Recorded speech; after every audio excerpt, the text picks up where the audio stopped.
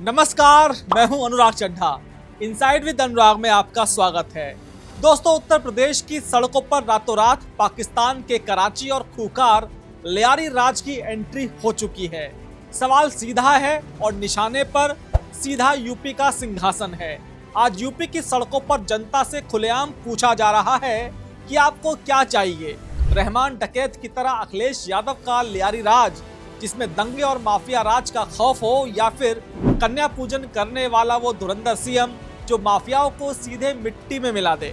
लखनऊ से लेकर अमेठी और आजमगढ़ से लेकर नोएडा तक एक फिल्म, एक पोस्टर और एक नागरिक संस्था ने समाजवादी पार्टी के पूरे पीडीएस समीकरण के सामने माफिया बनाम योगी का एक ऐसा चक्रव्यूह रच दिया है जो शायद भाजपा खुद भी सीधे तौर पर अभी तक नहीं कर पाई थी। ये महज कुछ पोस्टर नहीं है, बल्कि 2027 के यूपी विधानसभा चुनाव का साइकोलॉजिकल वॉरफेयर है। आज के इस वीडियो में हम इसी पोस्टर वॉर की इनसाइड स्टोरी, इसके पीछे के छिपे हुए राजनीतिक समीकरणों और इसके नफे नुकसान का धुरंधर विश्लेषण करेंगे। तो वीडियो को बिना स्किप किए पूरा एंड तक जरूर देखिएगा। दोस्तों, पहले इस पोस्टर वॉर की बात करें उससे पहले जरा इस विवाद की असली जड़ को समझ लेते हैं। राजनीति में कहावत है कि जो जनता के दिमाग पर कब्जा करता है वही सत्ता पर कब्जा करता है, और इसके लिए फिल्मों से बड़ा हथियार कोई नहीं है। 19 मार्च को एक फिल्म रिलीज होती है, धुरंधर 2। इस फिल्म में एक किरदार है आतिफ अहमद। नाम, काम, लुक और खौफ सब कुछ यूपी के कुख्यात माफिया आतिफ अहमद से हूबहू मिलता जुलता है। लेकिन फिल्म में इस किरदार को सिर्फ एक लोकल गुंडा या बाहुबली नहीं, बल्कि पाकिस्तानी खुफिया एजेंसी ISI का एजेंट और जाली नोटों का सप्लायर दिखाया गया है। बस यहीं से यूपी की राजनीति में आग लग चुकी है। समाजवादी पार्टी और गाजीपुर से सांसद अफजाल अंसारी ने तुरंत इसे बीजेपी का प्रोपेगेंडा घोषित कर दिया। अखिलेश यादव ने आरोप लगाया कि यह विपक्ष को चुनाव से पहले बदनाम करने की एक सोची समझी साजिश है। लेकिन दूसरी तरफ सत्ता पक्ष ने इस नैरेटिव को हाथों हाथ लपक लिया। खुद सीएम योगी आदित्यनाथ ने वाराणसी में खुले मंच से धुरंधर फिल्म की तारीफ कर दी। उन्होंने साफ कहा कि पहले फिल्मों में गलत को सही दिखाया जाता था, डकैतों और माफियाओं का महिमा मंडन होता था, लेकिन आज की फिल्मों में सही को सही दिखाया जा रहा है। यानी फिल्म के जरिए जो चिंगारी लगी थी उसे नेताओं के बयानों ने हवा दी और रातों रात उस आग को होर्डिंग्स के जरिए पूरे यूपी में दावानल की तरह फैला दिया गया। अब बात करते हैं इस पोस्टर की, जिसने इस विवाद को सड़क पर लाकर खड़ा कर दिया है। यह पोस्टर कोई साधारण बैनर नहीं, बल्कि यह वो अचूक हथियार है जो अगर निशाने पर लगा तो अखिलेश के पीडीए को अकेले धराशायी करने की कुव्वत रखता है। इस पोस्टर के लेफ्ट साइड में अखिलेश यादव को रहमान डकैत के रूप में दिखाया गया है। रहमान डकैत धुरंधर मूवी का एक विलन है जो असल जिंदगी में पाकिस्तान के कराची के लियारी इलाके का खोखा डॉन था। अखिलेश की फोटो को लाल टोपी और काले चश्मे में एडिट करके लगाया गया है और उनकी फोटो के ठीक नीचे 2012 से 2017 के बीच हुए मुजफ्फरनगर दंगों, मेरठ और शामली दंगों की अखबारों की कटिंग चिपकाई गई है और टैगलाइन दी गई है अखिलेश का लियारी राज। वहीं दूसरी तरफ पोस्टर के राइट साइड में सीएम योगी आदित्यनाथ की बेहद सौम्य और शांत तस्वीर है, जिसमें वो कन्या पूजन कर रहे हैं, और इसके ठीक नीचे अतीक अहमद, मुख्तार अंसारी और मुकीम काला जैसे माफियाओं के अंत और उन पर हुए सख्त एक्शन की कटिंग है और टैगलाइन दी गई है कि धुरंधर सीएम।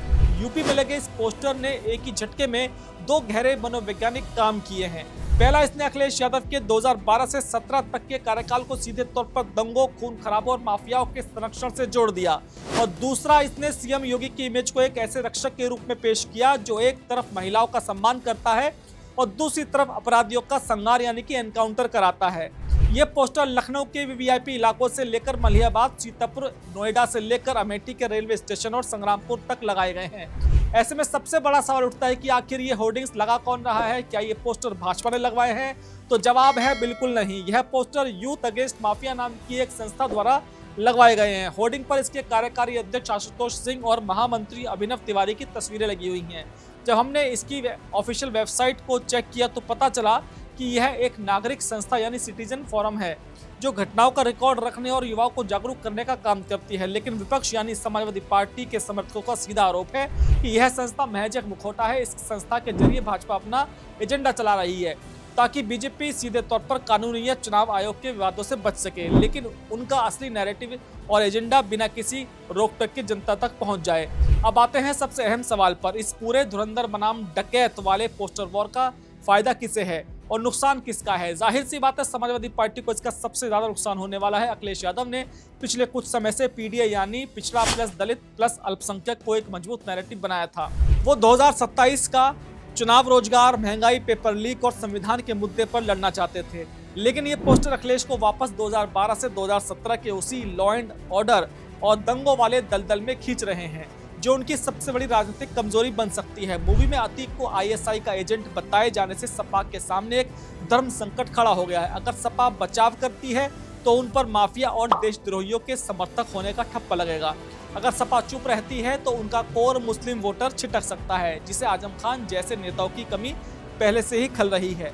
और सिर्फ यही नहीं, सपा अब अपना विजन बताने की बजाय यह साबित करने में अपनी ऊर्जा खर्च करेगी कि यह पोस्टर बीजेपी का प्रोपेगेंडा है। राजनीति में एक बहुत मशहूर कहावत है, जो पिच तय करता है मैच वही जीतता है। फिलहाल सपा अपने विरोधियों की बनाई हुई पिच पर खेलने को मजबूर हो चुकी है। बात करें फायदे की तो जाहिर सी बात है बीजेपी को इसका सबसे ज्यादा फायदा मिलेगा। बीजेपी का थिंक टैंक जानता है कि वो 2 बार सरकार चलाने के बाद स्थानीय स्तर पर विधायकों से नाराजगी या एंटी इनकम्बेंसी होना लाजमी है, लेकिन बीजेपी के पास एक अचूक समीकरण है, हिंदुत्व और सख्त कानून व्यवस्था। हिंदुत्व और कानून व्यवस्था का एक कॉम्बिनेशन एक ऐसा घातक डिटर्जेंट है जो विधायकों के खिलाफ हर नाराजगी को धो देता है। इस पोस्टर के जरिए बीजेपी का कोर वोटर जो शायद थोड़ा सुस्त पड़ गया था, वो फिर से चार्ज हो रहा है। माफियाओं का खात्मा योगी शासन का एक ऐसा सेलिंग पॉइंट है जिसका तोड़ फिलहाल विपक्ष के पास नहीं है। योगी को कन्या पूजन करते दिखाना और माफियाओं का खात्मा, ये दोनों विजुअल सीएम योगी को एक साथ संत और योद्धा दोनों के रूप में स्थापित करते हैं। यह दोधारी छवि 2027 के लिए बीजेपी का सबसे बड़ा ब्रह्मास्त्र है, जो जातिगत समीकरणों को तोड़ने का दम रखता है। दोस्तों, यूथ अगेंस्ट माफिया के ये पोस्टर कोई हवाई घटना नहीं है। 2027 के उत्तर प्रदेश विधानसभा चुनावों का अनऑफिशियल टीजर है। अमेठी और आजमगढ़ जैसे जिलों में ये होर्डिंग्स लगाना सीधा संकेत है कि सत्ता पक्ष विपक्ष के घर में घुसकर उनकी सबसे कमजोर नस यानी कि लॉ एंड ऑर्डर पर सीधा वार कर रहा है। अखिलेश यादव को रहमान डकैत और योगी आदित्यनाथ को धुरंधर सीएम के रूप में पेश करके एक बहुत ही साफ और गाढ़ी लकीर खींच दी गई है। आने वाले दिनों में लिखकर ले लीजिए, यह पोस्टर वॉर सिर्फ सड़कों के होर्डिंग्स तक सीमित नहीं रहेगा। यह सोशल मीडिया की रील्स से लेकर व्हाट्सएप ग्रुप्स और गांव की चौपालों तक पहुंचेगा। समाजवादी पार्टी को अब यह तय करना होगा कि वो इस लियारी राज वाले डैमेजिंग टैक्स से कैसे पीछा छुड़ाती है, और क्या उनके पास धुरंधर नैरेटिव की काट के लिए कोई अपना सॉलिड विजन है, या वो महज सफाई देते रह जाएंगे। उत्तर प्रदेश की जनता को आखिर क्या चाहिए, यह तो 2027 की ईवीएम ही बताएगी। लेकिन इतना तय है कि यूपी का अगला चुनाव अब सिर्फ विकास के दावों या जातियों की गिनती पर नहीं, बल्कि खौफ के खात्मे और माफियाओं की कब्रों पर लड़ा जाएगा। दोस्तों, मेरा ये विश्लेषण आपको कैसा लगा कमेंट बॉक्स में जरूर लिखकर बताइएगा। साथ ही साथ मेरे चैनल को सब्सक्राइब करना बिल्कुल मत भूलिएगा। तो दोस्तों, आपसे मुलाकात हुई किसी दूसरी खबर के साथ। नमस्कार।